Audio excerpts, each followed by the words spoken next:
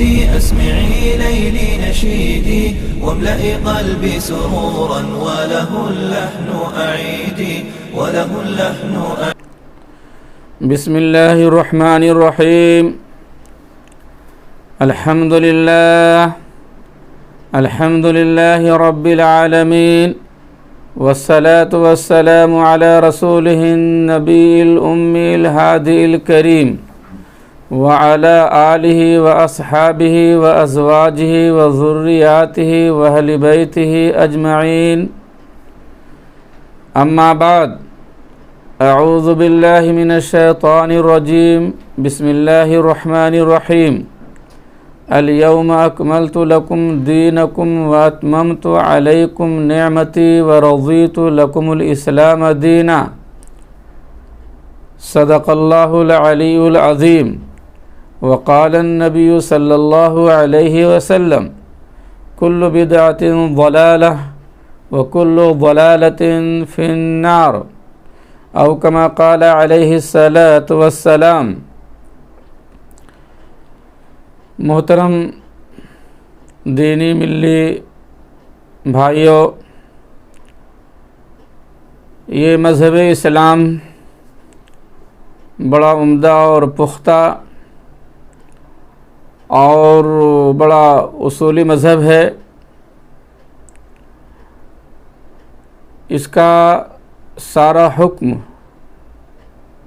Natural ہے، قریب الفطرت ہے، قریب العقل ہے، لبرل نہیں ہے بلکہ سسٹم کے ساتھ ہے۔ اس کے اندر ڈسپلن زبردست ہے، کوئی حکم اس کا ایسا نہیں ہے جس میں کوئی ڈسپلن نہیں ہو، جس کا کوئی سسٹم نہ ہو۔ اگر کسی نے سسٹم کو فالو نہیں کیا پھر گویا کہ اس کا مذہب اسلام سے رشتہ بھی نہیں رہا۔ میں اس بات کو چند مثالوں سے سمجھانا چاہتا ہوں، اور اسلام سمجھنے کی چیز بھی ہے، سمجھانے کی چیز بھی ہے۔ چونکہ اسلام ایک جامع مذہب ہے اور بڑے بڑے احکامات ہیں، بڑے بڑے اس میں اصولیات ہیں، تو اسلام کو بھی سمجھنا چاہیے، سمجھنے کی کوشش کرنی چاہیے، اسلام والوں سے رابطہ رکھنا چاہیے۔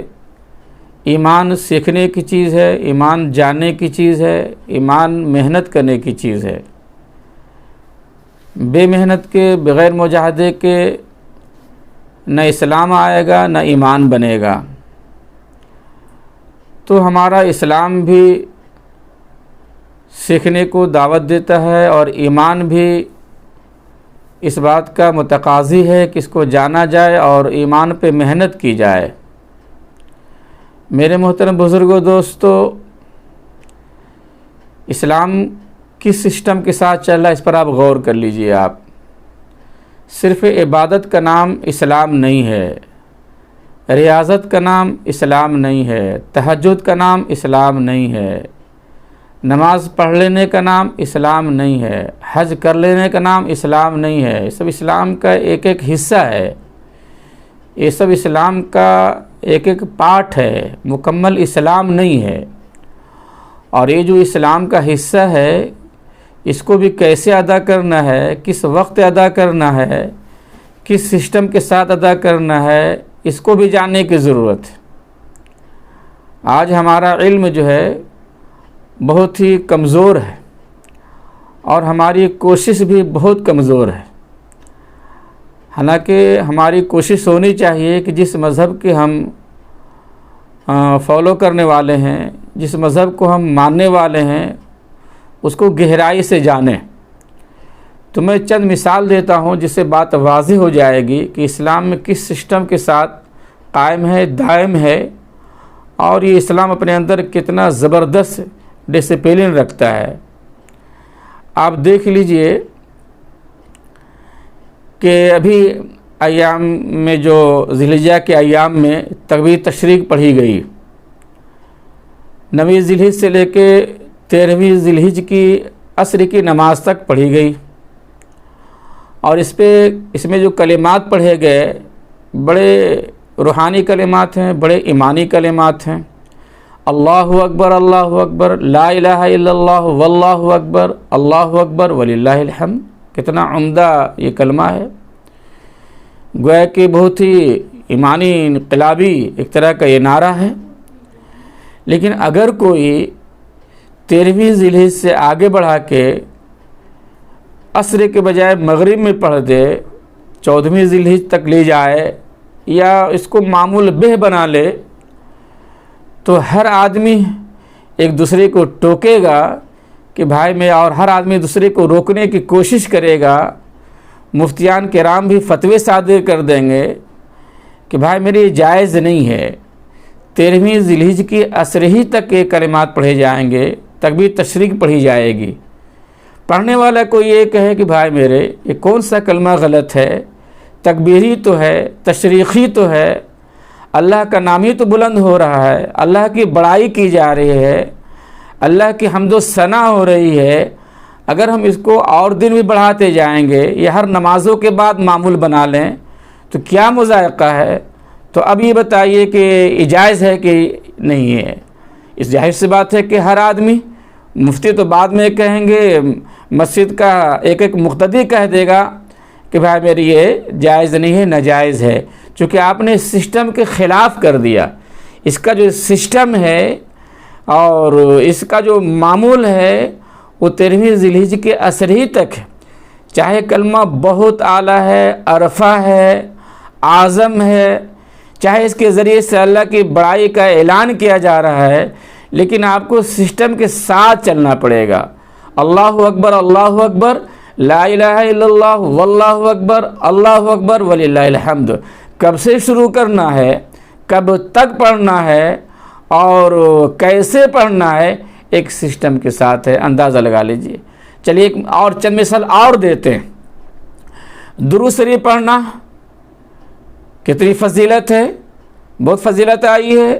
آقائے نامدار تاجدار مدینہ جناب محمد رسول اللہ صلی اللہ علیہ وسلم پہ درود شریف پڑھنا قرآن کا حکم ہے۔ اللہ فرماتا ہے ان اللہ ملائکتہ یصلون علی النبی یا ایھا الذین آمنوا صلوا علیہ وسلموا تسلیما، کہ بے شک اللہ جو ہے درود بھیجتے ہیں، اللہ کی فرشتے حضور پہ درود بھیجتے ہیں۔ اے مسلمانوں، اے مومنوں، تم بھی درود بھیجو۔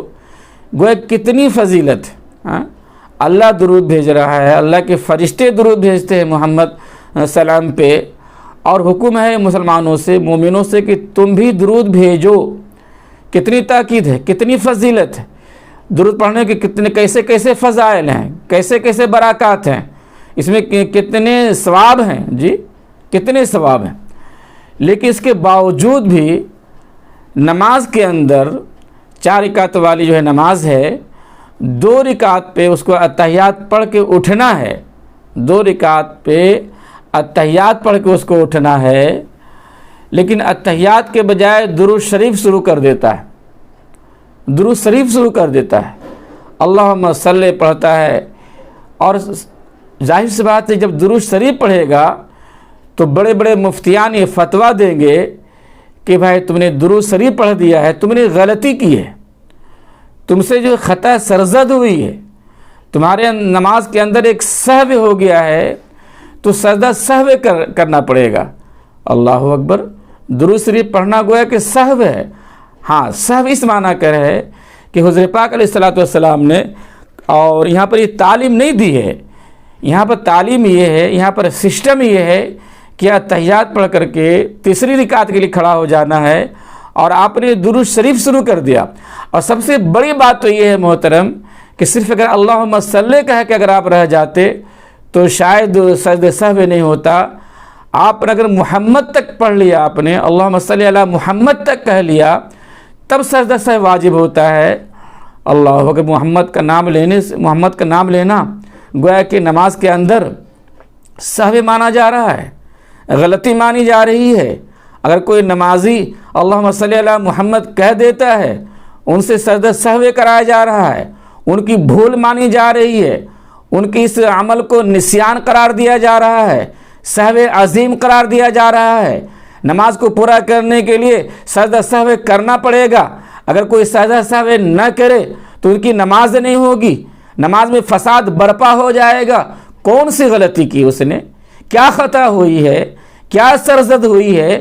درود شریف تو پڑھی گئی، حضور پاک کا نام تو لیا گیا، حضور پاک کا نام نامی اس میں گرامی لیا گیا ہے، حضور پاک کا پیار سے محمد کہا گیا ہے، لیکن سب کچھ بھی نہیں، بس آپ نے سسٹم کے خلاف کر دیا۔ جو اسلام ایک ڈسپلن ہے، جو ایک طریقہ کار ہے، جو حضور پاک نے ایک تعلیم دی ہے، جو آپ نے حضور پاک علیہ الصلوۃ والسلام نے جس عمل کو مسنون قرار دیا ہے اس کے خلاف عمل ہوا، سجدہ سہو واجب ہوتا ہے۔ اس سے اندازہ لگا لیجیے، اس سے اندازہ لگائیے۔ مغرب کی 3 رکعت نماز ہے، کوئی اللہ والا یہ کہے کہ بھائی ہم تو 4 رکعت پڑھیں، اب ظاہر سی بات ہے کہ جو 4تھی رکعت کرے گا تو اس میں کیا پڑھے گا؟ سورہ فاتحہ پڑھے گا، کوئی سورت ملائے گا، ثنا پڑھے گا، تحیات پڑھے گا، درود شریف پڑھے گا، رکوع میں سبحان ربی العظیم کہے گا، سجدے میں سبحان ربی الاعلیٰ کہے گا، اور ایک رکعت جو بڑھے گی تو اس میں کون سے اعمال کیے جائیں گے؟ سب تو اچھے ہی اعمال ہیں، سمع اللہ کی تعریف ہے، اللہ ہی کے حمد و ثنا ہے۔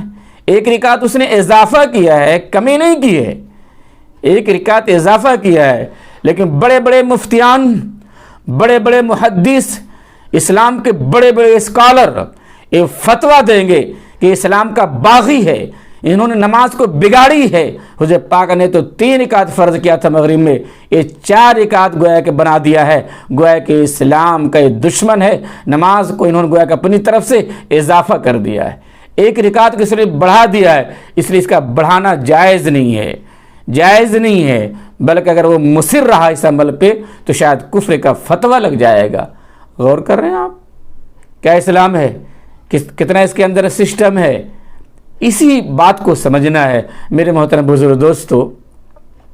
جماعت کی کتنی اہمیت ہے نا؟ جماعت کی بہت بڑی اہمیت، بڑے اس میں ثواب ہیں، بڑی بڑی برکتیں ہیں، تنہا پڑھنے سے 7 درجہ ثواب بڑھ جاتا ہے، لیکن حج کے موقع پہ عرفات کے میدان میں مغرب کی نماز ہو رہی ہے، مغرب کی اذان بھی ہو رہی ہے، اور وہاں رہنے والے جماعت کر بھی رہے ہیں، لیکن جو حاجی حج کے لیے گئے ہیں، جو وہاں حاجی ہیں، ان کے لیے حکم کیا ہے؟ ان کے لیے حکم یہ ہے کہ مغرب کی جماعت چھوڑنی پڑے گی، اور مزدلفہ میں جا کے جمع بین الصلاتین کرنا ہے، مغرب اور عشاء جا کر کے وہیں پڑھنا ہے۔ جماعت چھوڑائی جا رہی ہے، غور کیجیے آپ، جماعت چھوڑائی جا رہی ہے، اور ہر بندے مومن، ہر حاجی اور بڑے بڑے جماعت کے پابند جنہوں نے کبھی بھی زندگی میں اپنی جماعت نہیں چھوڑی، نہ جماعت سے نماز نہیں چھوڑی، بلکہ صف اول میں نماز پڑھنے والا، امام کے پیچھے نماز پڑھنے والا، لیکن ان سے بھی حکم ہے کہ آج جماعت چھوڑنی پڑے گی۔ آج اللہ کا حکم یہی ہے، آج اللہ کو یہی پسند ہے، آج اللہ اپنے بندوں کے اس عمل کو دیکھنا چاہتا ہے کہ سارے بندگان خدا مغرب کی جماعت چھوڑ رہے ہیں اور مزدلفہ میں جا کے مغرب اور عشاء کی نماز کو جمع کر کے پڑھ رہے ہیں۔ یہ اسلام ہے، اسی بات کو سمجھنا ہے۔ اس لیے اسلام جو ایک سسٹم کے ساتھ ہے، آپ سسٹم کے خلاف جائیں گے، بہت آپ کا اچھا عمل ہوگا، بہت عمدہ عمل ہوگا، بہت حسین عمل ہوگا، لیکن اگر آپ نے سسٹم کے خلاف عمل کیا، سسٹم کے خلاف اگر آپ نے کام کیا ہے تو آپ کے عمل کو مردود مانا جائے گا، ملعون مانا جائے گا، اور رد کی ٹوکری میں پھینک دیا جائے گا، چونکہ آپ نے سسٹم کے خلاف کام کیا ہے۔ تو دنیا میں جتنے بھی اسلامی مذہب کے ماننے والے ہیں، کہیں بھی ہو، کہیں کا بھی رہنے والا ہو، اگر اسلام کا پیروکار ہے تو وہ اسلام کے سسٹم کے ساتھ چلنا پڑے گا۔ اسلام کے سسٹم سے جہاں بھی ذرہ برابر بھی ہٹے گا، اس پر جو ہے داغ لگ جائے گا، ان پر فتویٰ لگ جائے گا، ان پر حرف لگا دیا جائے گا کہ آپ نے سسٹم کے خلاف کیا، چاہے وہ اپنے اعتبار سے بہت اچھا عمل کر رہا ہو۔ اسلام تو ایک مکمل مذہب ہے، ایک دستور ہے، آئین ہے، قانون ہے، ضابطے زندگی ہے اور ایک مکمل نظام حیات ہے جو اللہ کے رسول علیہ الصلوۃ والسلام پہ یہ دین مکمل ہو کے آیا ہے۔ اور قرآن نے اعلان کر دیا الیوم اکملت لکم دینکم واتممت علیکم نعمتی ورضیت لکم الاسلام دینا۔ اسلام کے تقاضے بدلتے رہتے ہیں، اس بات کو بھی سمجھنا پڑے گا۔ ایک شریعت ہوتی ہے، ایک روح شریعت ہوتی ہے۔ آدمی جو ہے شریعت کیا ہے، روح شریعت کیا ہے، اس کو بھی آپ کو سمجھنا پڑے گا۔ مثال لے لیجئے، ایک آدمی بڑا تہجد کا پابند ہے اور صبح 3 بجے اٹھ جاتا ہے، وضو کرتا ہے، معطر ہوتا ہے، مصلی بچھا کے اللہ کے حضور کھڑا ہو جاتا ہے۔ جو ہی کھڑا ہوتا ہے پڑوسی سے آواز آتی ہے، پڑوسی سے ایک ندا آتی ہے اور بلاہٹ آتی ہے کہ میری مدد کرو، میری مدد کرو، میں پریشان ہوں، میں مصیبت زدہ ہوں، مجھے ڈاکٹر کے یہاں جانا ہے، ایمرجنسی ہے، گاڑی لے کے کوئی آئے، مجھے ہاسپٹل یا ہسپتال کوئی لے جائے، ڈاکٹر کے یہاں مجھے جلدی پہنچائے۔ آواز پہ آواز آ رہی ہے، آواز پہ آواز آ رہی ہے۔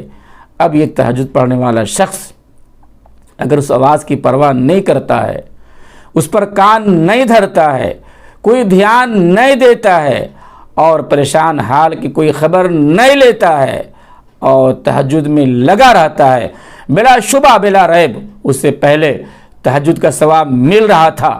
ہاں، تہجد کی برکت اس کے سامنے رقص کر رہی تھی، لیکن جب تہجد کے لیے کھڑا ہوا اور سامنے دوسری آواز آ گئی، دوسرا تقاضا آ گیا، دوسری پکار آ گئی، انسانیت کی آواز آ گئی، اب یہاں تقاضا یہ ہے کہ تہجد کو چھوڑو اور کیا کرو، اس پریشان حال کی خبر گیری کرو، ان کی خیریت دریافت کرو اور جو ان کے تقاضے ہیں بر وقت ان کو پورا کرو، کئی تہجد کا ثواب مل جائے گا۔ یہی شریعت اور روح شریعت کو سمجھنا ہے، اسی بات پر نظر ڈالنی ہے کہ اسلام کتنا گویا کہ کس ٹائپ کا مذہب ہے اور کس گویا کہ نیچر کا مذہب ہے، اس کا نیچرل کیا ہے اور اس کے اندر گہرائی کیا ہے، اس کے اندر تعمق کیا ہے، اس کے اندر پیغام کیا ہے، اس بات کو سمجھنا ہے۔ اگر آپ نے اس بات کو نہیں سمجھا، آپ نے دیکھا نہیں حضور پاک علیہ الصلوۃ والسلام نے ایک موقع پہ کیا فرمایا کہ میں عشاء کی نماز پڑھا رہا ہوتا، غور کیجیے گا، فرمان رسالت ہے، ادھر ادھر کی بات نہیں ہے، میں عشاء کی نماز پڑھا رہا ہوتا جی، اور میری ماں مجھے پکارتی یا محمدہ یا محمدہ یا محمدہ یا محمد، اے محمد آؤ، اے محمد آؤ، کہاں ہو، کیا کر رہے ہو؟ تو ظاہر سی بات ہے حضور کیا فرما رہے ہیں کہ میں نماز توڑ دیتا، میں نماز چھوڑ دیتا اور ماں کی پکار پہ لبیک کہتا ہوا، لبیک یا امی، لبیک یا امی کہتا ہوا ماں کے قدموں میں گر جاتا، ماں کی پکار کو اپنے گلے سے لگا لیتا، امی جان کیا فرمانا۔ دیکھیے تقاضا بدلا نا۔ ٹھیک ہے، باتھ روم میں جو ہے بات کرنا منع ہے، باتھ روم کے آداب یہی ہے کہ بات نہ کیا جائے، گفتگو نہ ہو، سلام کا جواب دینا بھی منع ہے، سلام کرنا بھی منع ہے، لیکن اگر ماں پکارے، کوئی پریشان حال پکارے اور وہ باتھ روم میں بیٹھا رہے کہ میں کیا کروں، میں کیسے بولوں، منع ہے نا۔ باتھ روم کے اور بیت الخلاء کے آداب یہ ہے کہ وہاں بات نہ کی جائے۔ ارے بھائی میرے اسلام کا تقاضا بدل گیا، اسلام کی تقاضے کہ دیکھو تم باتھ روم میں بھی ہو، ماں پکار رہی ہے، کہہ دو میری امی جان میں باتھ روم میں ہوں، میں فارغ ہو کے آ رہا ہوں، تاکہ ماں کو سکون مل جائے اور تم کہاں ہو ماں کو معلوم ہو جائے۔ تقاضے بدلتے رہتے ہیں، اسی تقاضے کو اور اسی اسلام کے گویا کے مقصد کو اور شریعت کے منشا کو یہی اصل سمجھنا ہے۔ لوگ اسی بات کو سمجھ نہیں پاتے ہیں۔ کہیں پر انفاق فی سبیل اللہ ضروری ہوتا ہے، کبھی جماعت چھوڑنا بھی ضروری ہوتا ہے۔ آپ جماعت کرنے کے لیے دوڑے چلے جا رہے ہیں، نماز پڑھنے کے لیے جا رہے ہیں، جماعت پکڑنے کے لیے چلے جا رہے ہیں، صف اول کے ثواب کو حاصل کرنے چلے جا رہے ہیں، امام کے پیچھے آپ جو ہے گویا کہ نماز ادا کرنے جا رہے ہیں، آپ ہمیشہ جو ہے صف اول میں نماز پڑھتے ہیں، لیکن راستے میں تقاضا آ جاتا ہے، راستے میں تقاضا آ گیا، کوئی پریشان حال آ گیا اور وہ کہتا ہے کہ مجھے بچاؤ، مجھے جلدی جو ہے گھر پہنچاؤ، میں پریشان ہوں اور میرے اندر جو ہے کچھ کیفیت طاری ہو رہی ہے، اگر مجھے نہ پہنچاؤ گے میں گر جاؤں گا، بے ہوش ہو جاؤں گا۔ تب یہ جماعت کا پابند دوڑا ہو چلا جائے، پرواہ نہ کرے، تو جماعت کا ثواب ملے گا، صف اول کا ثواب ملے گا۔ فیصلہ کیجئے۔ تو یہ اسلام کی تقاضے بدلتے رہتے ہیں محترم، اسی کو تو سمجھنا ہے، ہم اور آپ اسی کو سمجھ نہیں پاتے ہیں۔ اے ولولہ، اے حوصلہ، اے فیصلہ، اے مسئلہ، او جو حکم دے تو حلال ہے، او جو روک دے تو حرام ہے۔ یہ حرام و حلال کیا ہے؟ الشاۃ نظیفہ والفیل جیفہ، اللہ نے جس کو حلال کیا ہم اس کو حلال مانتے ہیں، اور اللہ نے جس کو حرام کر دیا ہم اس کو حرام مانتے ہیں، بلا چون و چرا، بلا کسی رد و قد کے، بلا کسی قیل و قال کے۔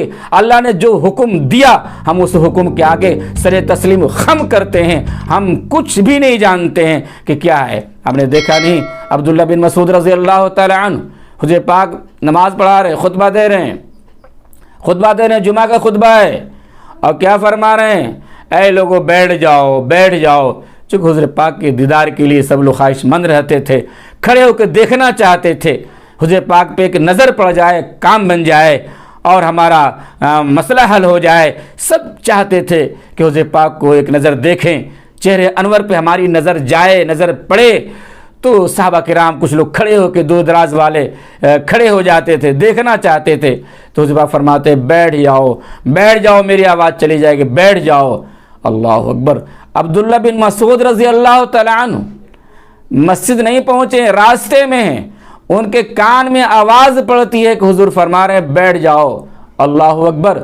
زمین نے دیکھی، آسمان نے دیکھا، تاریخ گواہ ہے، حدیث میں یہ اعلان ہے کہ عبداللہ بن مسعود رضی اللہ تعالیٰ عنہ راستے میں بیٹھ گئے، جناب راستے میں بیٹھ گئے، اور بیٹھے بیٹھے چلے آ رہے ہیں۔ کسی نے کہا یہ حکم تمہارے لیے نہیں ہے، یہ حکم حاضرین کے لیے ہے، تم تو غائبین میں سے ہو۔ عبداللہ بن مسعود رضی اللہ تعالیٰ عنہ کہتے ہیں مجھے اس کے سے کوئی مطلب نہیں ہے کہ فرمان رسالت حاضرین کے لیے تھا، فرمان رسالت غائبین کے لیے تھا۔ حضور پاک کی آواز میرے کان میں پڑی ہے بیٹھ جاؤ، خدا کی قسم میری مجال نہیں ہے کہ فرمان رسالت کے بعد میں کھڑا رہوں۔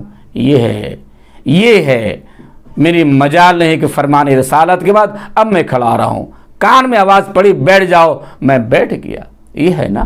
ایک صحابی ہے ابو بکر رضی اللہ تعالیٰ عنہ، حضور پاک علیہ الصلوۃ والسلام رکوع میں چلے گئے۔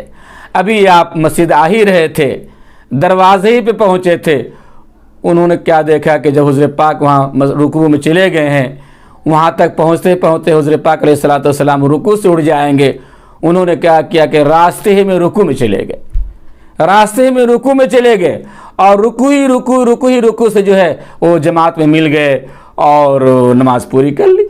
صحابہ کرام نے دیکھا کہ اچھا ابو بکر نے تو آج ایک نیا عمل کر لیا ہے، راستے ہی میں رکوع کر لیا، رکوع سے رکوع میں مل گئے، حضور پاک کے ساتھ ہو گئے۔ صحابہ کرام نے حضور پاک سے شکایت کی، یا رسول اللہ دیکھیے ابو بکر کی خبر لیجئے، آپ رکوع میں تھے، یہ راستے میں بھی آ ہی رہے تھے اور رکوع میں چلے گئے، اور وہیں سے رکوع کرتے ہوئے آپ کے ساتھ رکوع میں مل گئے۔